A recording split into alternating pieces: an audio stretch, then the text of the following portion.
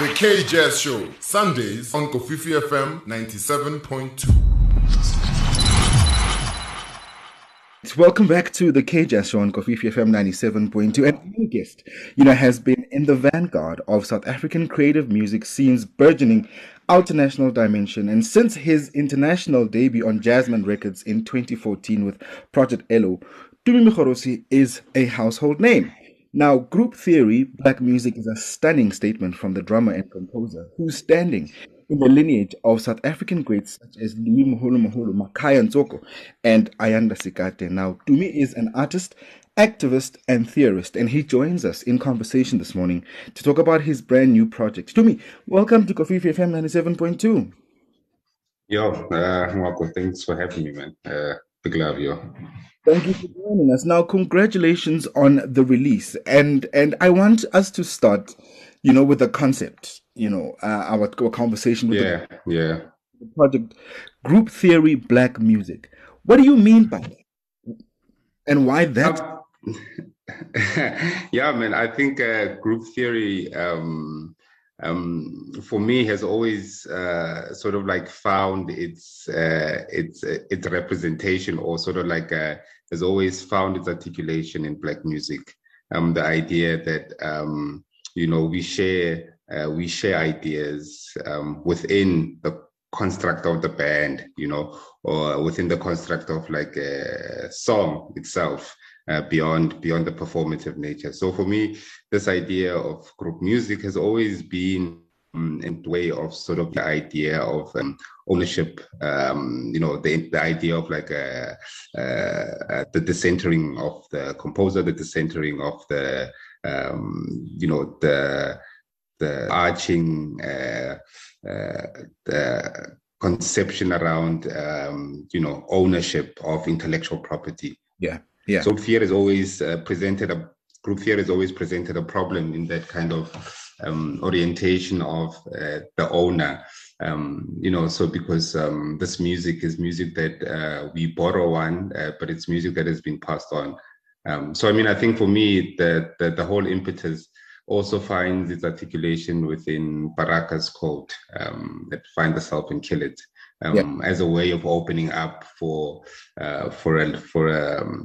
a wider understanding, or a decentering of the individual. And I know I'm saying a lot, but yeah.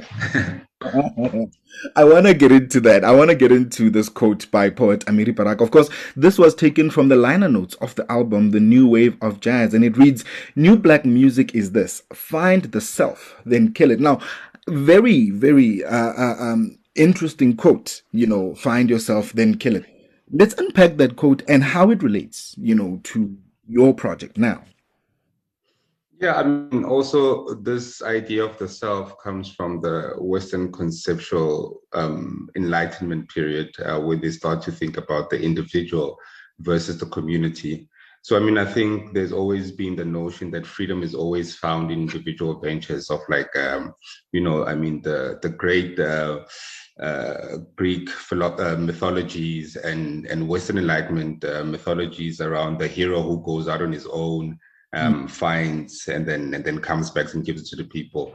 So I mean, there's always been this fixation on self, and also philosophy has this notion on being, and being this thing that is experienced at the level of sort of like at the level of conception or the level of ontology, meaning that it can only happen in its own sort of like secluded, hidden place. So, I mean, for me, then this notion of Baraka that find the self and kill it is speaking directly to this tradition of the individual, and saying that if you find the individual, if you find the individual demands within a group, we need to kill these demands for the larger collective sort of like articulation or demands. So for me, I guess Baraka one is opening up a philosophical sort of like postulation or thinking through something.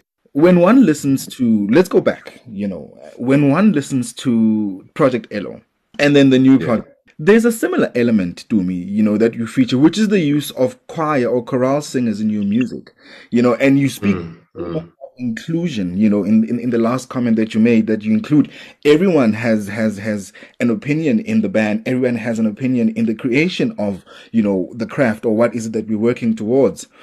Could you mm. say that the signature to me sound is that of the chorale or the choir in the music?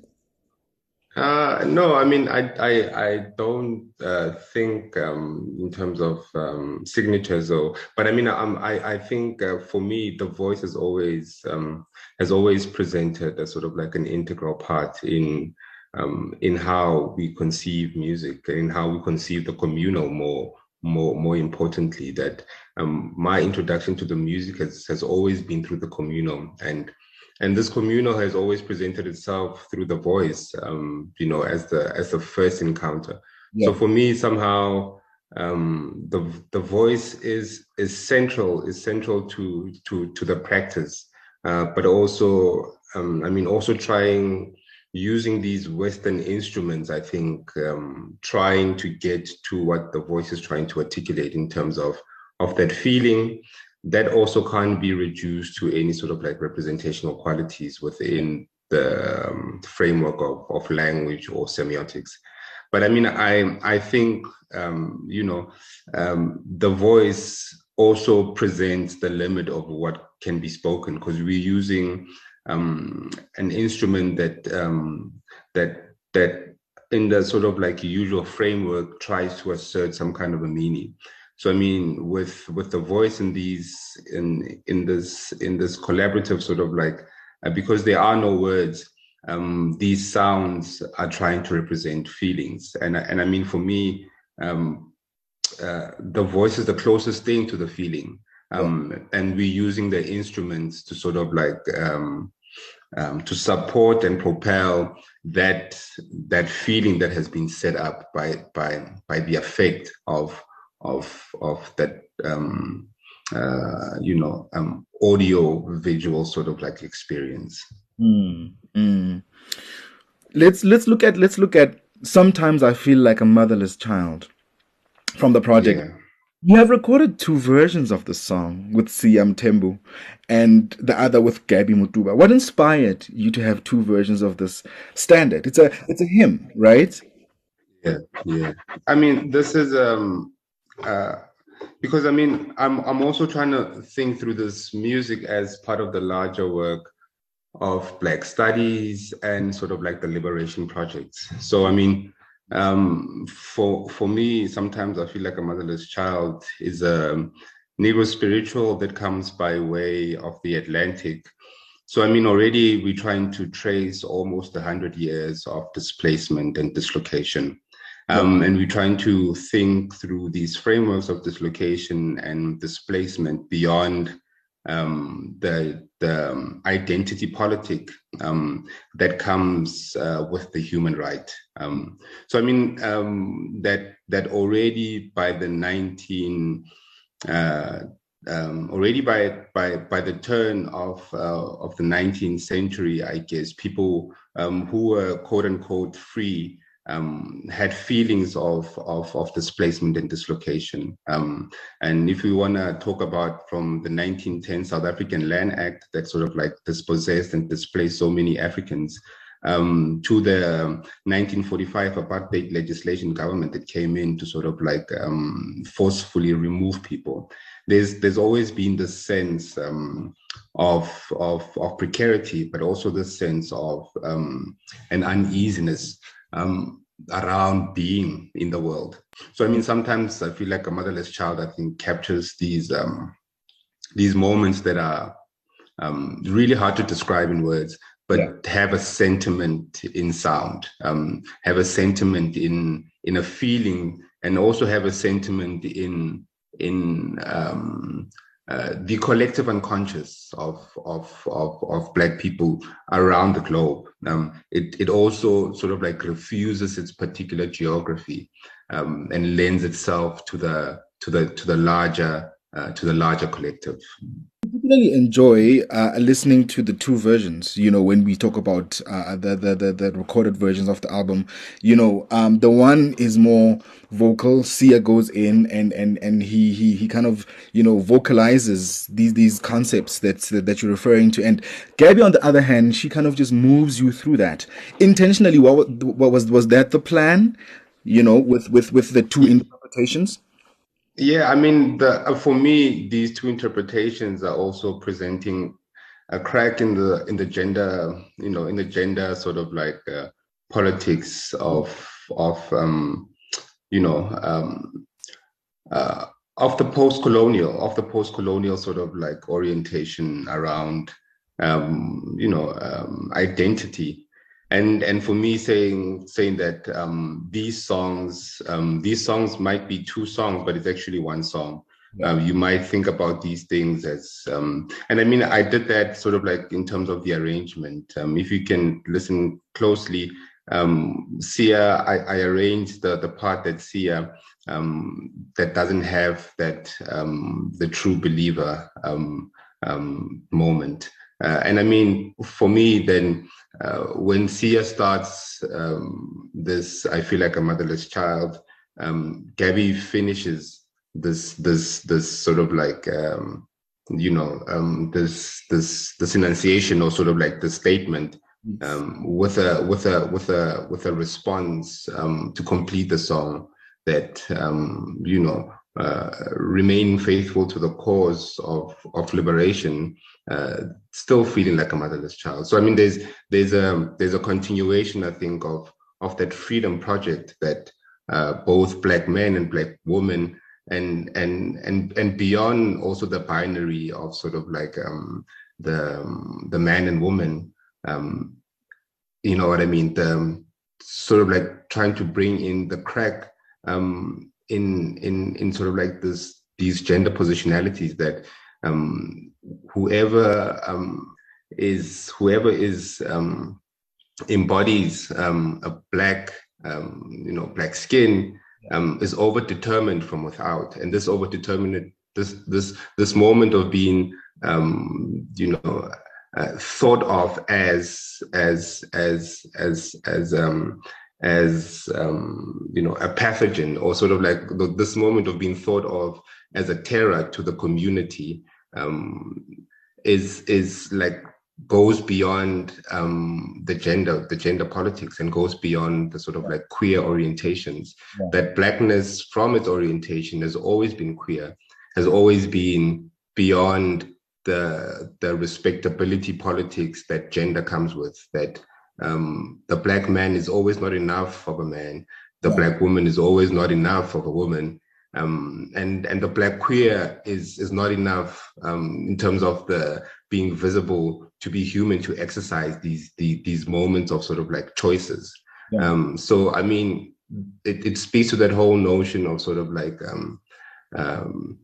how the agency is overdetermined by blackness. That agency is foreclosed by this historical accumulation of being in black skin. But there is but staying with this moment of blackness, I think, unifies the moments that were designed to separate us. And I mean, and that's the moment of revolution. Oh, really fascinating concepts, really fascinating conversation we're having here with Tumi Mogorosi. He has a brand new project out simply called Group Theory, Black Music. And we're talking about the different elements that bring this project together. And if you've just joined us, he was just actually wrapping up, the two interpretations and their meanings of the song. Sometimes I Feel Like a Motherless Child. Now, speaking of features, Tumine, with more newer artists such as Dalisu Ndlazi and Mthunzi Mvubu, and of course the great Ayanda and Reza Khota, amongst others. Let's talk about some highlights of the journey, from conceptualizing, to finally having the finished album. What were some of your standout moments? I mean, for me, some of the standout moments is when, of course, Brandile, agreed to help me co-produce the album, and sort of like every time I would write something, I'd write ideas. I would send it to him just to get his, just to get his thoughts. And of course, the highlight for me was also just like by way of an uncle of ours, Prasalim Washington. I got in touch with the Miri Baraka Foundation to get rights to the quote. And just hearing that, Mkhono Amina Baraka just gave us the blessings to use this was sort of like, for me, one of those moments that I think, that was it for me. Like, I mean, that was really special, over and above having finished the recording and the music, with all my friends and peers and little brothers and uncles and older brothers. I feel that moment of just getting that stamp of approval from Ugoko. I mean, it was really special. I'd love to hear it. Now, of course, the obvious question to me that comes around, around these parts when we have these conversations, now that the album is out, we cannot wait for the live showcases. Where are we performing this album? When can we come and see and experience and feel the music, and hear you, reinterpret the music as we heard off the album in a real live setting? Yeah, no, I mean, we're working on that with the team, but also given that it's such a large ensemble, I think we are met up with some serious challenges, and also challenges I think that speak to the larger Black community of sort of like how do we deal with the many people that we have. Yeah. So I mean, I think if there are patrons out there, if there are people willing to sponsor some things, I mean, get in touch and yeah, because I mean, I think at this point it's just like we've done the work, and we also want to perform this, but we also want to ensure that when we do this, everybody also is well taken care of, so that we really implore the idea of sort of like eating together and let it let not the artists suffer for the artwork. Yeah. Now, before I let you go, the project is out digitally and on vinyl. Where do we get copies? Because, Jazz Cats always want to have a copy, a physical copy signed, if anything, by yourself and the team. But where do we get these copies from? I think if you can get in touch with Mushroom Half Hour, Half Hour, or New Soil. I know a couple of vinyl stores in Joburg, all the vinyl stores in Joburg that have them at this moment. But also CDs will be also soon available, and sort of like get in touch again with Mushroom Hour, Half Hour, and the website and New Soil. But also, you can on the socials just like send me a message, and then I'll also respond accordingly. Give us those socials again before you go. It's Tumi Mogorosi. It's Tumi.Mogorosi on Instagram, and it's Tumi Mogorosi on Facebook, and it's again Mogorosi.Tumi on Twitter. Yeah. Thank you so much, Tumi, and of course, congratulations again on the new project. We look forward to seeing it on stage, and we look forward to having more of these conversations with you, at your spots where you perform live. Because I think these are conversations, that we really need to keep having, so that we understand, from an artist's perspective, what goes into the project and what inspires certain conversations. Because it's very easy to get lost in the music and not necessarily follow what exactly is being said. So thank you for being candid, and thank you for joining us this morning. Yo, thank you, man. Thank you, Marco. And thank you for your time, man. To love and freedom. Tumi Mogorosi on the KJazz Show.